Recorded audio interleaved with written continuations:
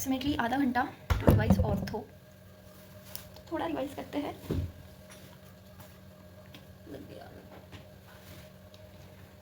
थोड़ा रिवाइज करते हैं and then we move on.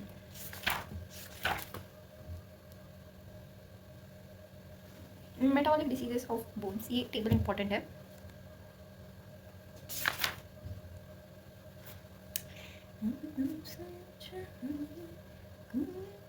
ये क्या हो रहा है?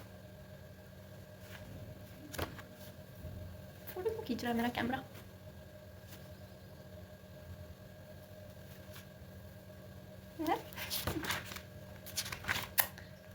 ना सारा है, मैं क्या रिवाइज करूँ और क्या नहीं करूँ, मैं ये सोच रही हूँ।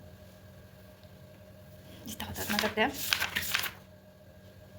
Let's just revise metabolic disorder, जिसमें वी हैव सीन कि हाँ, हाइपोकैल्सीमिया हो गया है तो उसकी वजह से हाइपर पैराथायरॉइडिज्म हो रहा है।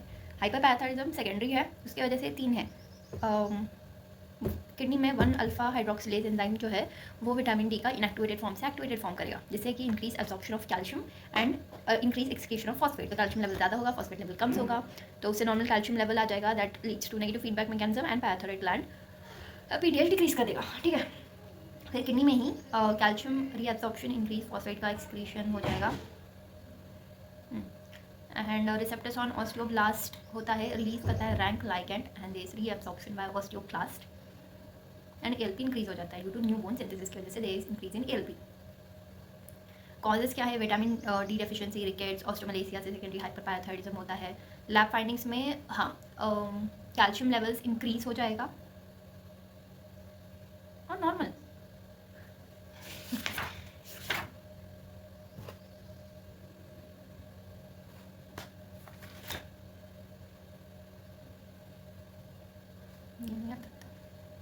ये प्राइमरी हाइपरथायरॉइडिज्म में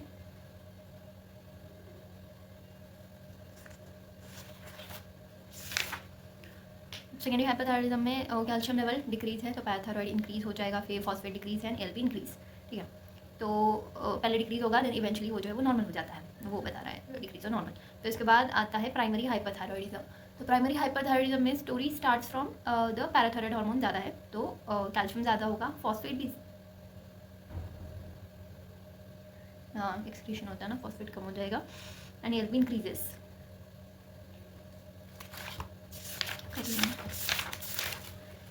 एडिनोमा है ना, सो एडिनोमा है तो फिर ज़्यादा पिट्यूटरी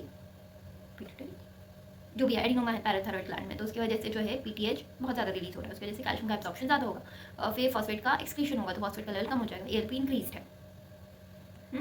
और नेगेटिव फीडबैक जो है यहाँ पे no effect due to adenoma.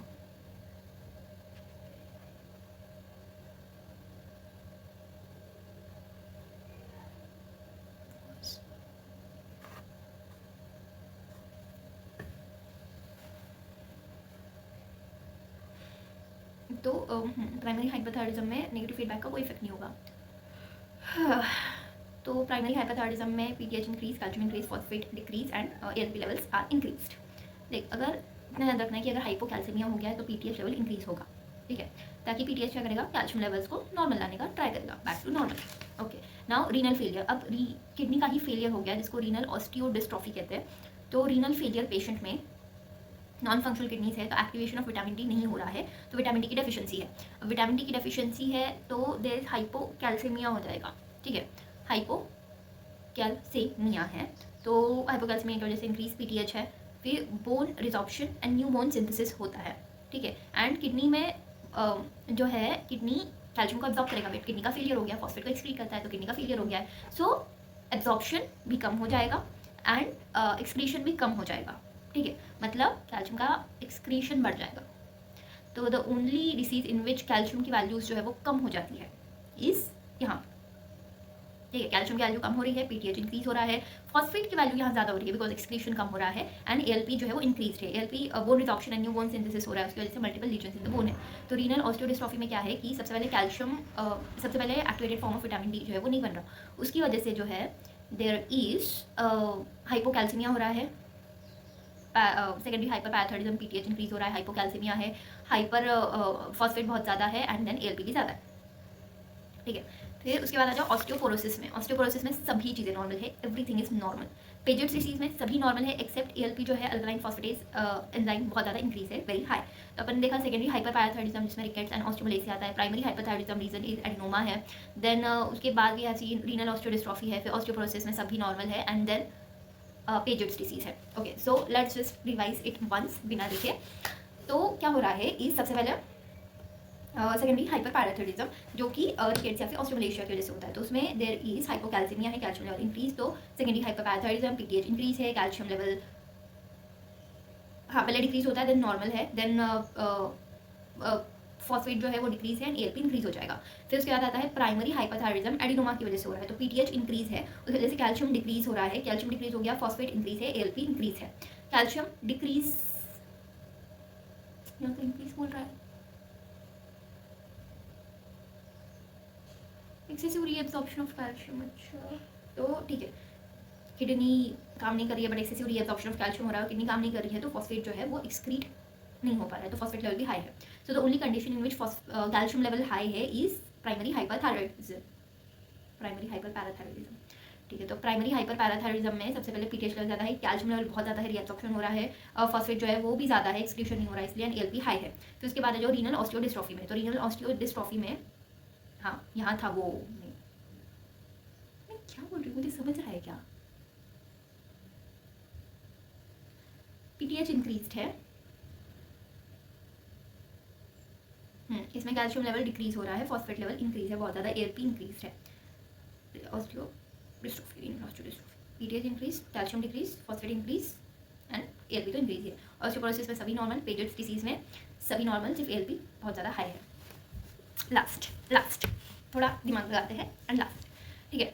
तो we have seen secondary hyper parathyroidism में जो है देयर इज ऑस्टियोमलेशन, रिकेट्स हो सकता है, उसमें क्या हो रहा है हाइपोकैल्सीमिया, कैल्शियम लेवल डिक्रीज हो रहा है, पीटीएच इंक्रीज है, फिर फॉस्फेट जो है वो डिक्रीज हो जाएगा, एएलपी इंक्रीज है, ये सेकेंडरी हो गया। फिर प्राइमरी हाइपर पैराथायरॉयडिज्म में पीटीएच इंक्रीज है, ठीक है, पीटीएच इंक्रीज है, कैल्शियम लेवल इंक्रीज हो रहा है, रीअब्जॉर्प्शन करेगा, फिर उसके बाद फॉस्फेट लेवल डिक्रीज है, एंड देन उसके बाद तेज एएलपी इंक्रीज है। Only difference primary and secondary में इज उसमें कैल्शियम लेवल डिक्रीज है हाइपोकैल्सीमिया की वजह से, और यहाँ पे कैल्शियम लेवल इंक्रीज हो रहा है। फिर आता है रीनल ऑस्टियोडिस्ट्रॉफी, बाकी सारा उसमें सेम है, सिर्फ वहाँ पे कैल्शियम डिक्रीज हो रहा है, उसकी वजह से सेकेंडरी हाइपर पैराथायरॉयडिज्म हो रहा है, यहाँ पे पहले ही पीटीएच इंक्रीज है, उसकी वजह से कैल्शियम रीअब्जॉर्प्शन बहुत ज़्यादा हो रहा है। फिर रीनल ऑस्टियोडिस्ट्रॉफी में क्या है इज पीटीएच तो इंक्रीज ही है, कैल्शियम कम हो जाएगा उसमें क्योंकि किडनी उसको ये नहीं कर रही है, और फॉस्फेट इंक्रीज हो जाएगा, एएलपी इंक्रीज है। ऑस्टियोपोरोसिस में everything is normal, Piaget's disease में सब नॉर्मल है, दैट इज फॉस्फेट नॉर्मल है, कैल्शियम नॉर्मल है, एंड पीटीएच नॉर्मल है, सिर्फ एएलपी जो है वो बहुत ज़्यादा इंक्रीज हो जाता है। ये नाउ अब आ जाओ रिकेट्स में। तो रिकेट्स में विटामिन डी की डेफिशिएंसी है most common cause, nutritional rickets most common होता है, malabsorption, lack of sunlight exposure की वजह से, लिवर डिसीजेस है, किडनी डिसीजेस है, ड्रग्स है, and calcium deficiency and phosphate deficiency की वजह से भी हो सकता है।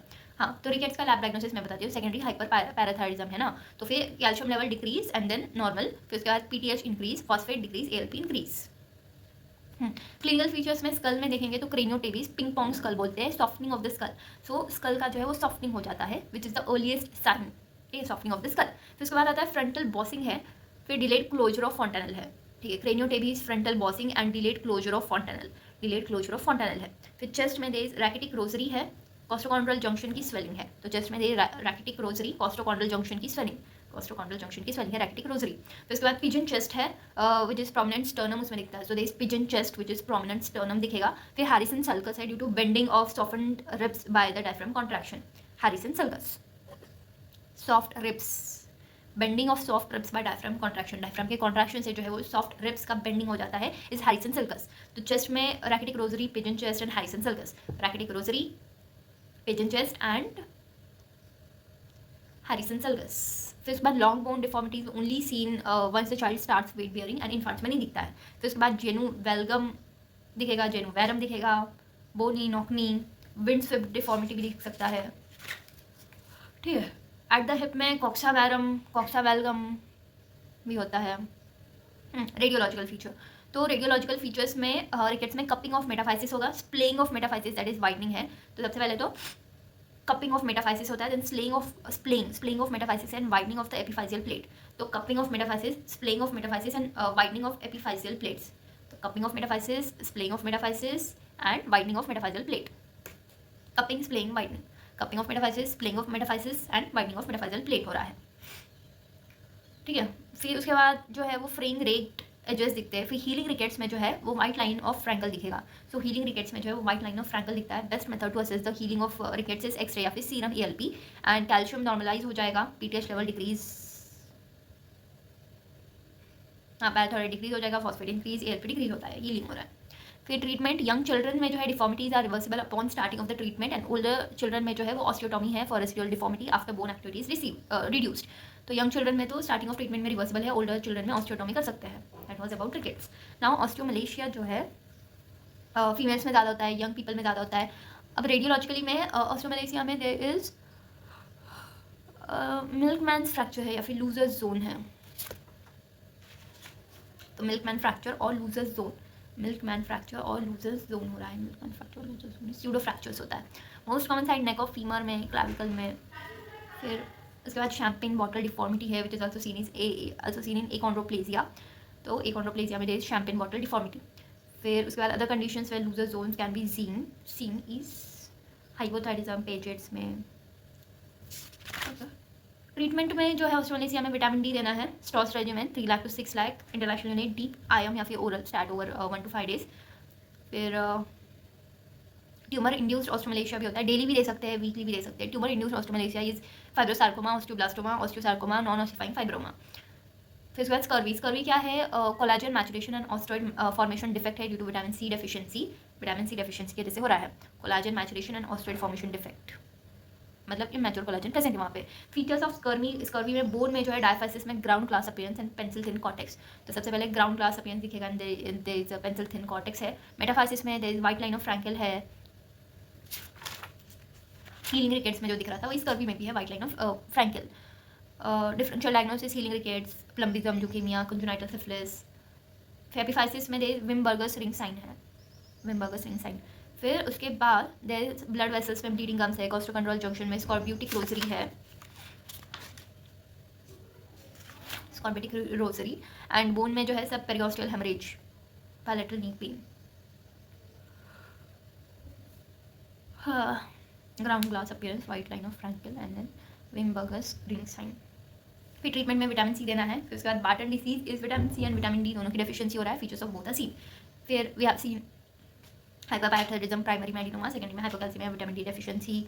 अब इंक्रीज PTH से जो है रीनल फेलियर, लिवर फेलियर में भी होता है। अब इंक्रीज PTH से इंक्रीज बोन रिजॉर्प्शन हो रहा है, उसकी वजह से पैराथायरॉइडिज्म में सॉल्ट एंड पेपर स्कल दिखेगा। फिर टीथ में रीएब्जॉर्प्शन ऑफ लैमिना ड्यूरा, तो रीएब्जॉर्प्शन हो रहा है लैमिना ड्यूरा का। देन फैलेंजेस में देयर इज सब periosteal resorption on radial side, तो ये रेडियल साइड है ना, तो यहाँ पे सब पेरियोस्टियल रिजॉर्प्शन दिखता है, subperiosteal resorption on the radial side. फिर बोन में जो है ब्राउन ट्यूमर होता है, osteitis fibrosa cystica, osteitis fibrosa cystica. और von Recklinghausen disease of bone, breakdown of bone से कैविटीज बन जाता है, उसमें ब्लड फील होता है। फिर हीमोग्लोबिन आ जाएगा, हीमोग्लोबिन हीमोसिडेरिन में कन्वर्ट होता है, हीमोसिडेरिन इज ब्राउन इन कलर, तो उसकी वजह से इस brown colour tumour, that is brown tumour बोलते हैं, ठीक है।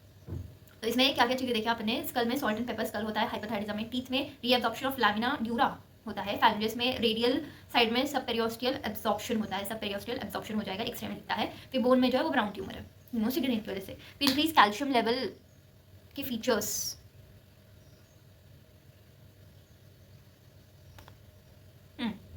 सीरम कैल्शियम, बोन में painful bones, osteitis fibrosa cystica, ये याद रखना है term, osteitis fibrosa cystica, osteitis fibrosa cystica. फिर स्टोन्स में किडनी स्टोन्स है, ग्रोइंस एरिया में एब्डोमिनल सिम्टम्स है, साइकेट्रिक ओवरटोन है, नर्वस सिस्टम में there is lethargy, fatigue, memory loss, depression, साइकोसिस है। Then there is renal osteodystrophy, x ray.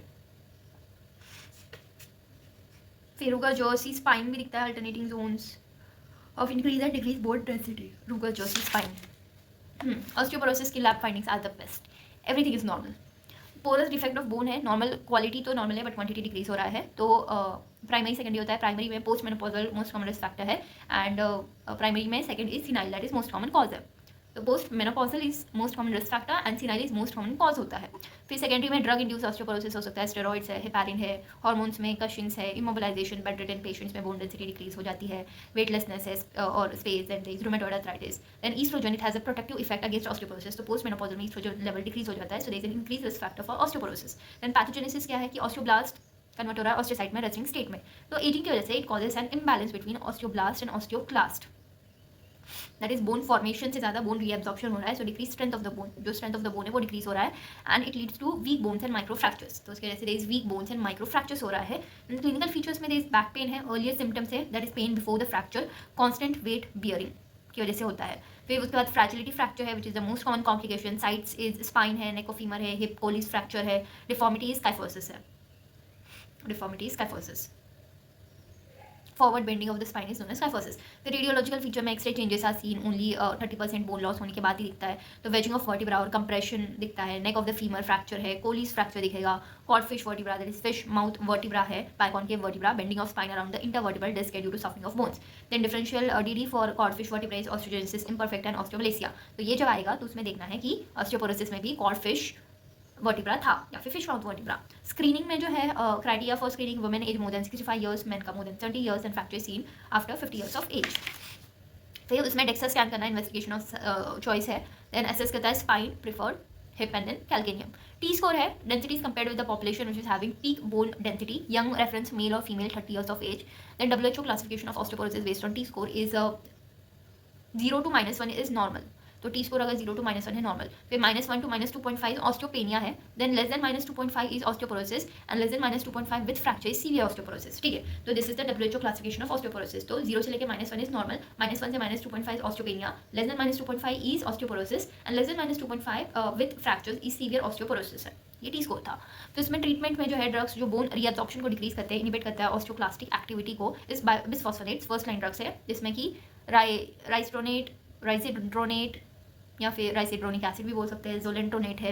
Adverse effect is prolong use of bisphosphonates अगर हो रहा है दैट इज 5 to 7 ईयर्स के लिए, देन डिक्रीज ऑस्टियोक्लास्टिक एक्टिविटी होता है lower than the osteoblastic activity and there is atypical fractures around the hip, तो इसकी वजह से एटिपिकल फ्रैक्चर्स होते हैं अराउंड द हिप। तो इसके बाद ड्रग हॉलीडे क्या होता है, तो टेम्परेली स्टॉप करना है uses of bisphosphonates and switch to another drugs that is teriparatide को यूज कर सकते हैं। तो बिस्फॉस्फोनेट्स में zoledronate, risedronate, risedronate, zoledronate and risedronate, zoledronate. Denosumab monoclonal antibody against RANK ligand है, हार्मोन रिप्लेसमेंट थेरेपी दे सकते हैं। एंड अब drugs which increase bone formation is teriparatide, synthetic PTH, टेरिपैराटाइड।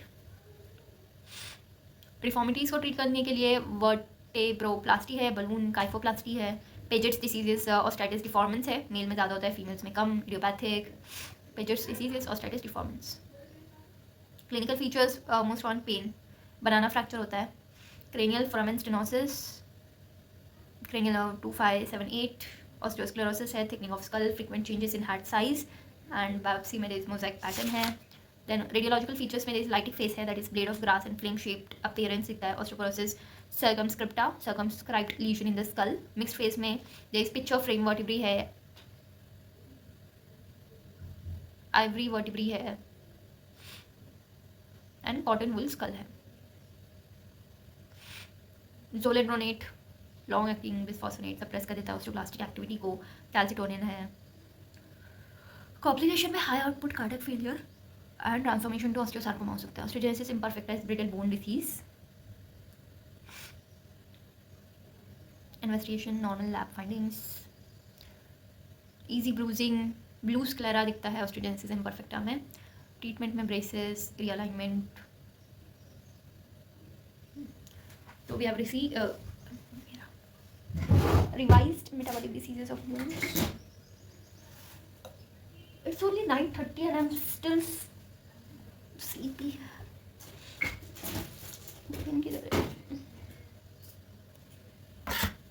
One more.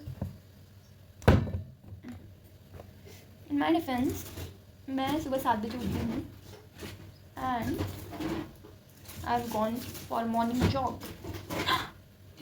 Hi. Got my library card, ओ मिल गया मेरे को, थैंक गॉड। मैं कब से ढूंढ रही थी इसे। ऑन द गोल्डन सेट्रॉन है मेरे पास बहुत सारा।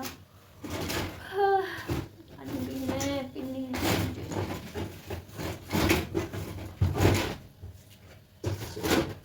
पीने जा रहा हूँ। नहीं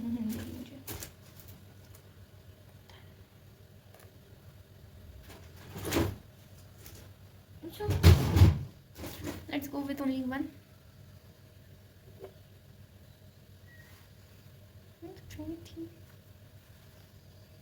9:40 हो गया है क्या? 43।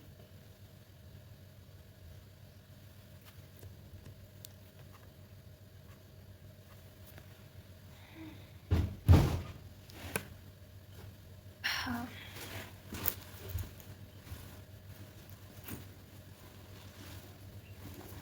I have white apron and black sweater.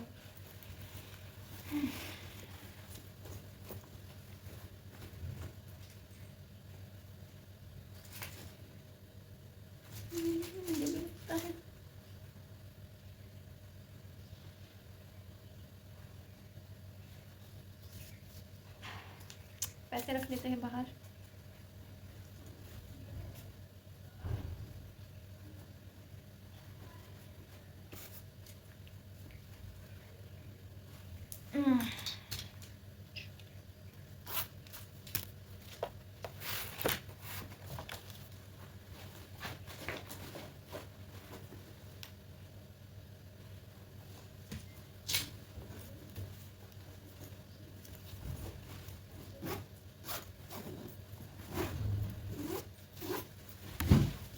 चलो बाय।